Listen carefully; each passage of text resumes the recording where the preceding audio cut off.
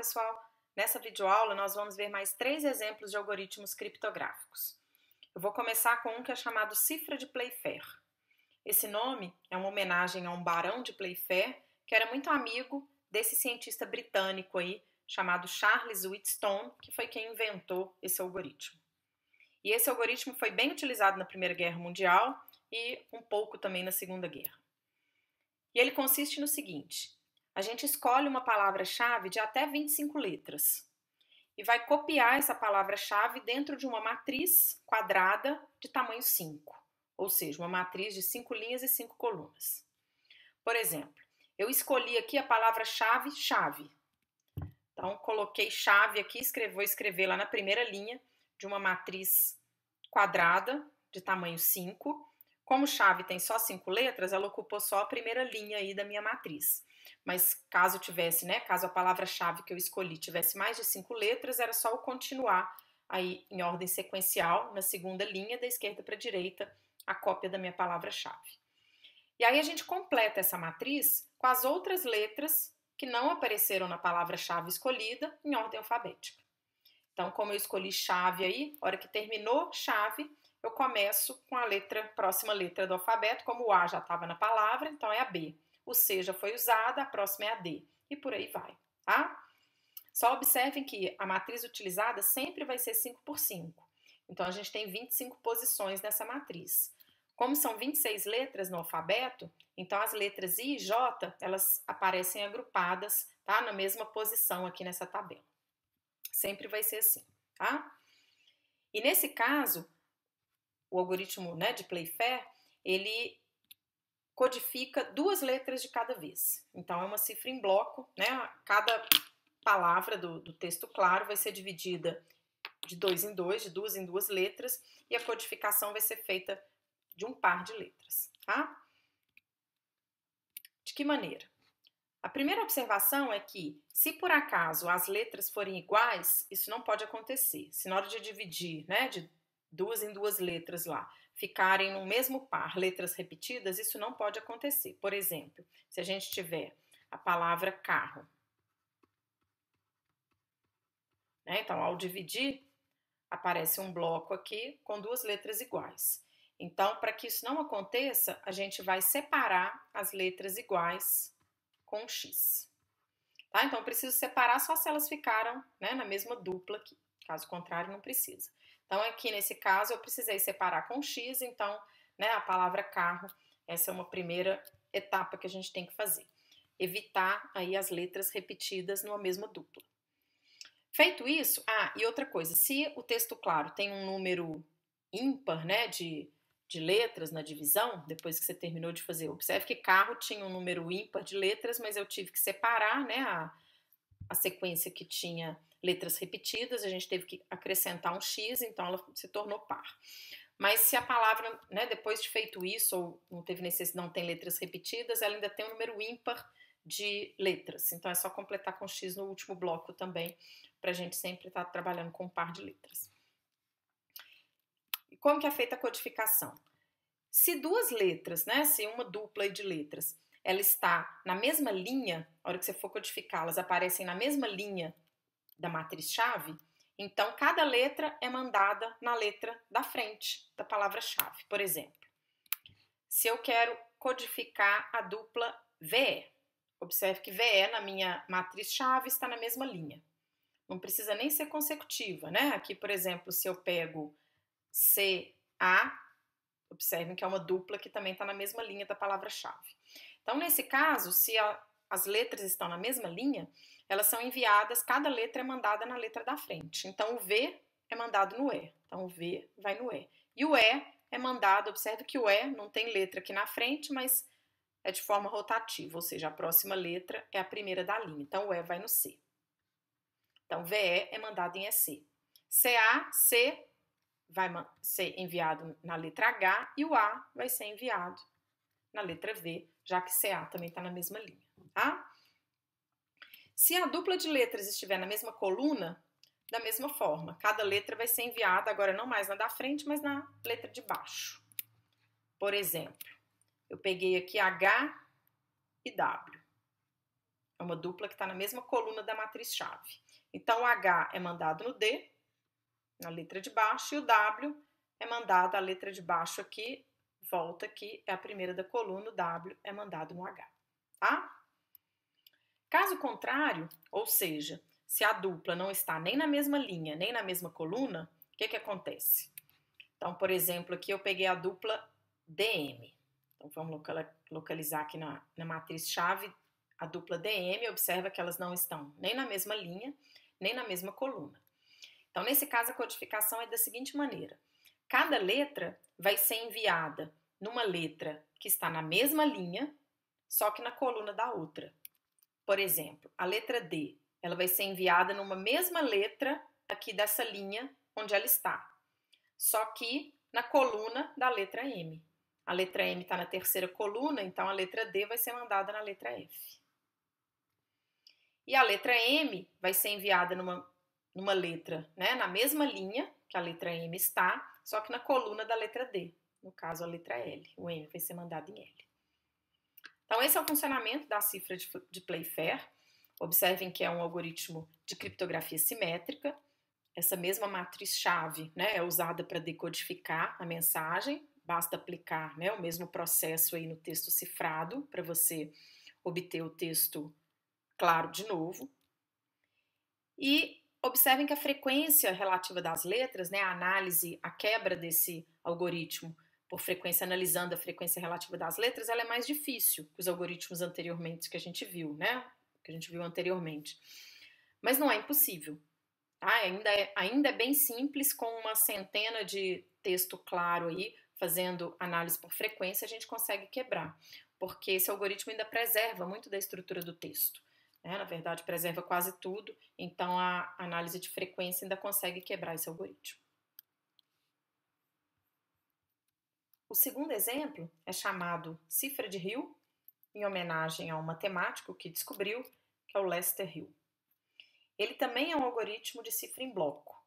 Então, ele vai pegar M letras do texto claro e transformar em M letras de texto cifrado. Tá? E a chave também vai ser uma matriz quadrada de ordem M. Então, no caso, vai ser uma matriz M por M. Então, o M aqui é livre. Só que essa matriz não vai ser qualquer. Tá? A gente vai ver que eu vou precisar de alguns requisitos sobre essa matriz que eu vou explicar mais para frente. Então, como que funciona o algoritmo de encriptação cifra de Hill? Então, a gente pega lá o nosso texto, esse aqui é meu texto claro, eu tenho M letras, então a primeira coisa é passar por aquela pré-codificação que a gente está utilizando, o A é o número 0, o B é o número 1, até o Z é o 25, então se associa cada letra do texto claro, né, esse bloco de M letras do texto claro, a esses M números, de 0 até 25, e multiplica, faz a multiplicação pela matriz SK, que é a matriz-chave que a gente escolheu anteriormente, tá? Que eu vou dizer depois os pré-requisitos dessa matriz. Mas é uma matriz aqui, observe que a gente tem um bloco, né, uma matriz aí de uma linha e M colunas. A matriz-chave ela é M por M, então essa multiplicação é permitida, e eu vou ter como resposta um outro vetor, né, uma outra matriz linha de tamanho 1 por M. Então, esse aqui é nosso texto cifrado. Tá? Vou ter números, observe que aqui eu coloquei a matriz, né, aberta, aí a única observação é que, lembrando que como a gente está utilizando, né, a pré-codificação de 0 até 25, a hora de eu fazer essa conta aqui, essa multiplicação matricial, os números maiores que 25, a gente tem que efetuar a divisão por 26 e tomar o resto. Porque aí aqui no texto cifrado eu vou ter somente números de 0 a 25 que correspondem às letras, né, de A a Z na nossa codificação inicial, né, pré-codificação aí de letra para número. Então lembrem-se que a gente está trabalhando, né, aritmética mod 26. Então observem que é um algoritmo bem simples de multiplicação, você vai multiplicar pela matriz-chave à direita do seu texto claro. Por exemplo, se eu tenho o texto claro pay more money, e eu vou usar como matriz-chave essa matriz aqui que eu peguei 3 por 3. Então, eu vou trabalhar com blocos de 3. Então, preciso quebrar meu texto claro em 3, né, em blocos de 3 letras. Se por acaso, né, aqui eu peguei um texto claro que é múltiplo de 3, mas se não for, você pode completar com repetir a última letra até completar aí 3 letras no último bloco, tá? Então, vamos cifrar, por exemplo, o primeiro bloco, que aqui é PEI.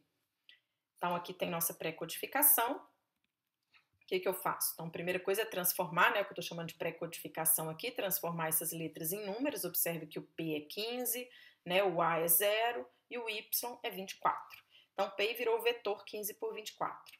Eu simplesmente multiplico esse vetor, que é essa matriz linha, pela matriz chave. A hora que eu faço aqui 15 vezes 17 mais 0 vezes, né, linha por coluna. Então, 15 vezes 17 mais 0 vezes 21 mais 2 vezes 24 dá 303. Lembrem-se que, né, a gente está em aritmética mod 26, então eu tenho que pegar 303, dividir por 26, divisão inteira, e tomar o resto, tá? Então, o resto é 17.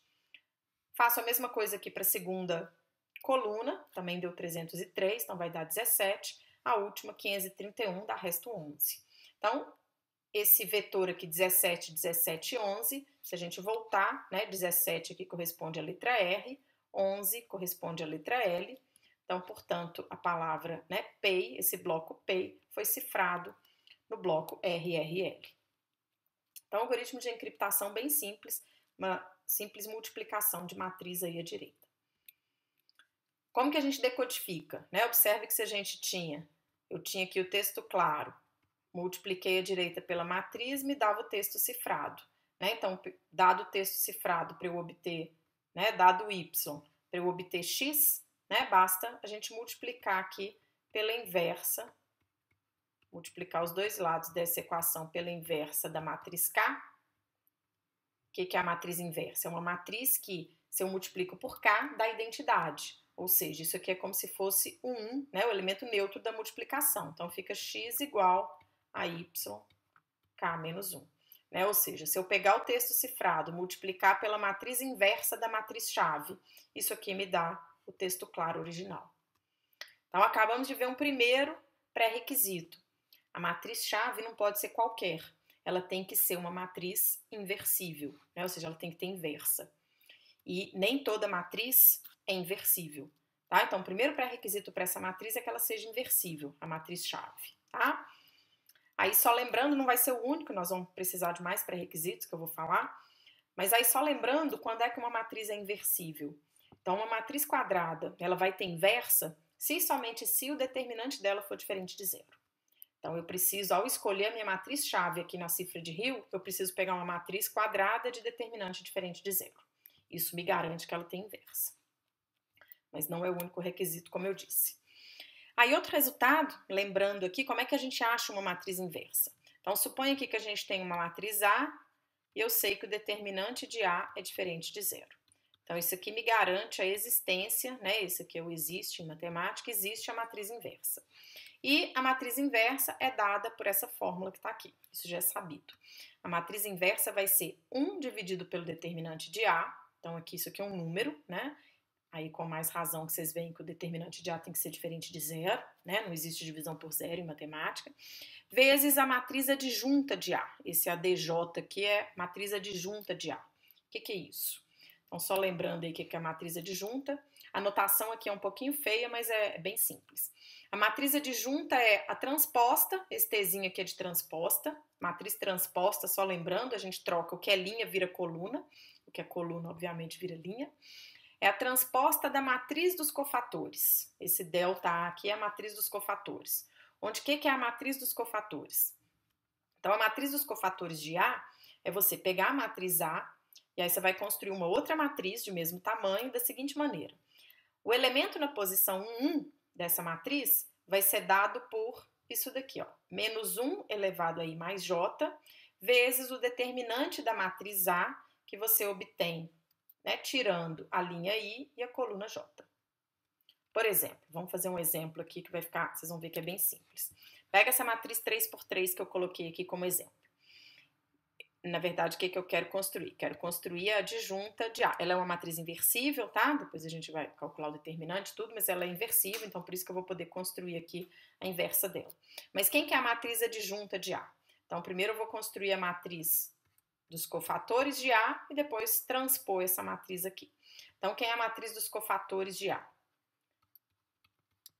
é uma matriz 3 por 3, onde cada elemento, então, vamos achar o elemento na posição 1. Quem vai ser o elemento na posição 1? Menos 1 elevado a 1 mais 1 vezes um determinante. Qual determinante? O determinante que eu obtenho lá na matriz A, se eu tiro a linha 1, coluna 1. Então, observe que sobrou essa matriz aqui, eu calculo o determinante dela, que é 8 menos 5 vezes 25. Né? Então, aqui 8 menos 5 vezes 25. Isso é 8 menos 125, que é menos 117. Então, observe que menos 1, né, elevado a 2 é 1. Então, o primeiro elemento da matriz dos cofatores é menos 117.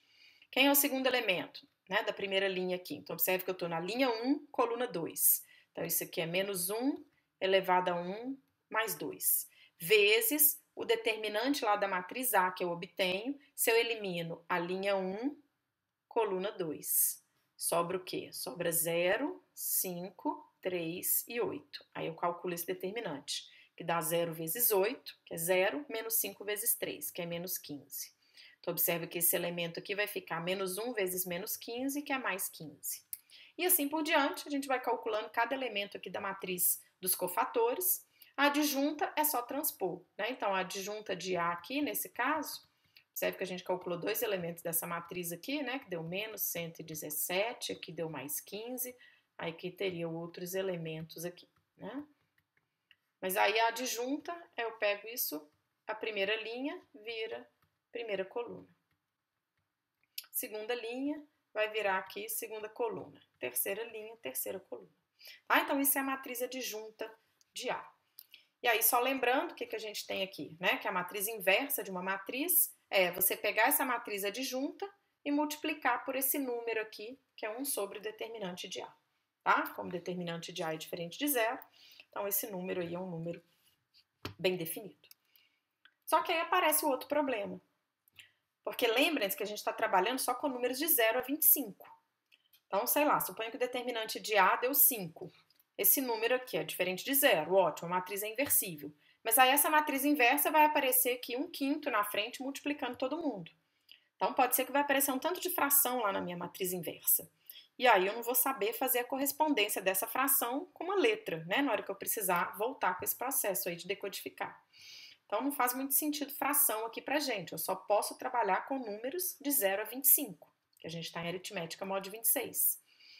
Então, a outra condição é exatamente que o que é esse número que aparece aqui? Né? Observe que esse 1 sobre o determinante de A é o que a gente fala, é o inverso do determinante de A, o inverso multiplicativo. Igual com o número, se eu falo assim, o que é o inverso multiplicativo de 2? É um número que multiplicado por 2 dá 1. Dá o elemento neutro da multiplicação. Né? Então, no caso dos números reais, a gente sabe que é o meio. Né? 1 sobre 2 é um número que multiplicado por 2 dá 1. Então, por isso que a gente usa essa notação 1 sobre o determinante de A. Né? Que número que é esse? É um número, né? Então esse número aqui é um número que se eu multiplicar pelo determinante de A, vai dar 1. Ou seja, é o inverso do determinante de A multiplicativo. E a condição que eu preciso, então, é que esse número, que esse determinante de A seja tal que esse inverso dele seja um número lá de 1 até 25, que ele tenha inverso nesse universo nosso, que é o conjunto de 1 até 25. Então, quando que isso acontece? Então, a gente já tem um resultado em matemática que me garante que esse número, que no caso aqui é o determinante de A, ele vai ser inversível, né? Ou seja, mod 26, ele vai ter inverso aqui, e esse número vai pertencer ao conjunto de números de 1 até 25, se somente se ele é primo com 26. O que é isso? Se esse número, que é o determinante de A, e o 26 tiverem MDC igual a 1, onde MDC aqui é o máximo divisor comum entre eles. Tá? Então, eu preciso dessa condição para quê? Porque a gente precisa da matriz inversa para decodificação, né, do algoritmo da cifra de Hill, e a matriz inversa ela é dada por essa matriz, é dada por essa fórmula aqui, né, onde nessa fórmula a gente usa, aparece esse número aqui na frente. E esse número para a gente tem que ser um número de 1 até 25. Então, a condição para que isso aconteça é exatamente essa daqui, que o máximo divisor comum do determinante de A com 26, porque a gente está em aritmética mod 26, tá? Se eu tivesse aritmética mod 27, aqui seria 27. O MDC entre esse número e 27 é 1. Se o MDC entre o determinante de A e o número 26 for 1, eu garanto que esse número aqui é inversível, mod 26, ou seja, existe alguém que multiplicado por ele dá 1, esse alguém é exatamente esse número que eu estou querendo aqui em cima. Tá? E aí eu consigo construir minha matriz inversa, consigo voltar lá no processo, né, decodificar um texto cifrado pelo algoritmo de Hill. Vamos voltar lá no nosso exemplo, né, para a gente conferir. Então, se eu tenho essa matriz A, essa é a matriz A que a gente começou, lá também no exemplo. Se vocês calcularem o determinante dessa matriz, o determinante dela dá menos 75. Já fiz as contas aqui, é menos 75. Lembre-se que a gente precisa sempre transformar esses números em números de 0 até 25. Né? Menos 75, se eu divido por 26 e tomo o resto, né? Então menos 75 é menos 3 vezes 26, que dá menos 78 aqui, mais 3. Então, menos 75 dividido por 26 tem resto 3. Então, menos 75 é o mesmo que 3 mod 26. Então, esse número, o determinante é 3, no nosso caso, que a gente vai trabalhar. É diferente de zero, ótimo, ela é inversível, mas além disso, esse determinante tem que ter MDC igual a 1 com 26, ou seja, ele tem que ser primo com 26. Como 3 não divide 26, né, então o MDC entre esses dois números é 1, e estamos exatamente com os nossos requisitos atendidos aqui. Então, eu sei que existe alguém que lá nos números de 1 até 25, né? Observem que eu já tirei o zero, porque o zero não é, 3 vezes 0 dá 0. Existe um número, eu garanto que existe um número que multiplicado por 3 dá 1. Lembra que é tudo mod 26. E aí essa conta tá aqui, né? Já coloquei o resultado aqui. 3 vezes 9, então esse número que eu tô procurando é o 9. 3 vezes 9 dá 27, mas 27, né, é 1 vezes 26 mais 1, então deixa resto 1 quando dividido por 26, então 27 é igual a 1 mod 26. Então, portanto, o inverso de 3, né, então aqui a gente escreve em aritmética mod 26, 3 vezes 9 é 1. Então, o inverso de 3 é 9, ou seja, é um número que multiplicado por 3 dá 1. Lógico que tudo mod 26, né, que a gente está falando. Desde que esteja claro, a gente para de escrever o mod 26 aí, mas é tudo mod 26. Então, existe esse 3, a gente fala inversível, mod 26, que é o determinante de A. Então, essa matriz A vai ter inversa, né? A menos 1 vai ser 1 sobre o determinante de A, que é 9, vezes a adjunta de A, que a gente pode calcular, né? Quanto é que é para aquele método dos cofatores. Eu já calculei aqui, dá essa matriz aqui, essa aqui é a adjunta de A, né, dessa matriz A aqui. Então, 9 vezes, é lógico que a hora que eu fizer aqui 9 vezes 13 vai passar de 26, aí a gente tem que tomar o resto, se eu quiser, né, continuar a conta aqui, fazer a conta toda depois mod 26. Mas essa aqui é a inversa da matriz que vai ser usada para decodificar, né, voltar aí para o texto claro, usando o algoritmo de Hill. Então, esse é o algoritmo de Hill, que é um algoritmo criptográfico simétrico, de cifra em bloco, e ele não é tão seguro, ele é forte contra um ataque de texto cifrado. Só a partir do texto cifrado você não consegue recuperar o texto claro. Mas se um criptoanalista tiver pares, né, vários pares ou vários pedaços de texto claro e texto cifrado, aí ele é facilmente quebrado, né? Por quê? Vamos chamar o texto claro de X e o texto cifrado de Y. Então a gente viu que o algoritmo basta fazer isso daqui, né? X vezes K igual a Y, onde K é a matriz-chave. Então, se você conhece pares aí de texto claro e texto cifrado, observe que facilmente você conhece a chave, né? A chave vai ser x a menos 1y. Então, basta você ter texto claro ou cifrado, pedaços de texto claro ou cifrado que sejam inversíveis. Isso não é difícil de conseguir, tá? Então, se você tiver acesso a vários pedaços aí de texto claro e texto cifrado, certamente você vai ter um pedaço inversível, aí você descobre a chave, descobrindo a chave, você quebra todo o algoritmo. Então, ele não é tão seguro nesse sentido. O próximo e último exemplo que a gente vai ver nessa aula é o algoritmo chamado One Time Pad. Ele foi inventado por esse oficial do exército aí, Joseph Malborn. E ele é considerado um algoritmo de segurança perfeita. O que é isso? É um algoritmo de código inquebrável. Então, ele é totalmente seguro. O problema desse algoritmo é de implementação. Então, o texto cifrado, ele não possui nenhuma informação, né, do texto claro, garantindo a segurança desse algoritmo. Como que ele funciona? Então, esse algoritmo nada mais é do que uma generalização da cifra de Wigner, que foi um algoritmo que a gente viu anteriormente. Então, lá quando a gente viu a cifra de Wigner, a gente tinha que repetir a chave até eu completar, até dar o tamanho, né, do texto claro. Aqui não. No OneTimePad, a chave ela tem que ser do mesmo tamanho do texto claro.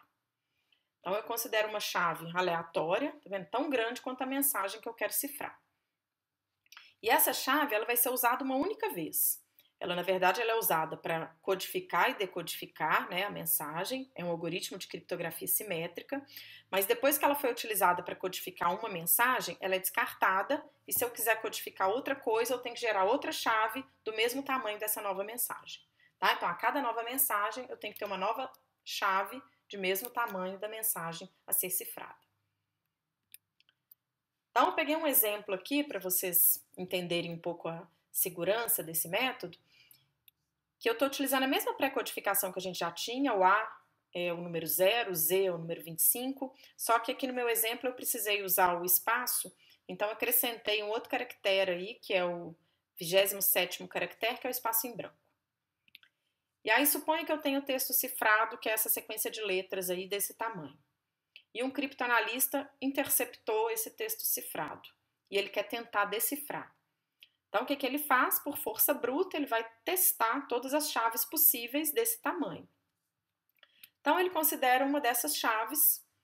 Lembra que, né, eu estou trabalhando com 27 caracteres, então o espaço, né, tem um espacinho aí no meio aí dessa chave, é um caractere possível. Então, uma das chaves seria essa daqui. E ao, né, tentar decodificar o texto, esse texto cifrado com essa chave, olha o que ele obtém. Então, vamos fazer aqui, né, as primeiras letras aqui. Então, a letra A é o 0, a letra P da chave é o 15, aí lembra que eu estou decodificando, então eu tenho que subtrair a chave. Então, 0 menos 15 é menos 15. A gente tem que estar em aritmética aqui, mod 27, né, nesse meu exemplo. Então, menos 15 mod 27 é 12, né? Menos 15 é 12 mod 27. 12 equivale à letra M. Então, a letra A é decodificada na letra M. A próxima letra, que é a N, N é 13. A próxima letra da chave é X, X é 23. 13 menos 23 dá menos 10. Menos 10 mod 27 é 17.